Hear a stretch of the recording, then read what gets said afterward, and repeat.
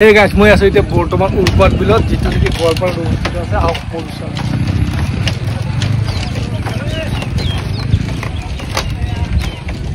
তো উৰপাট বিলত আহক এনেকা তো জিৰণিৰ ঠাই বখাই আছে চাৰি পাঁচটা এনেকা বনাই আছে আৰু ফাকে ফাকে আছে বনাই ৰাখা তো আহক যদি মানে অলপমান গৰম অনুভৱ কৰে তেতিয়ালে ইয়াতে আহক ঠাণ্ডা ঠাণ্ডা বতাহ খাই কিনে ইয়াৰ পৰা ঘৰত গুচি যাওক